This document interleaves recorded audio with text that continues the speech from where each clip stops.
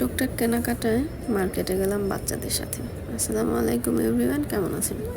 আশা করছি সবাই অনেক ভালো আছেন। আল্লাহর রহমতে আমরাও ভালো আছি, আলহামদুলিল্লাহ।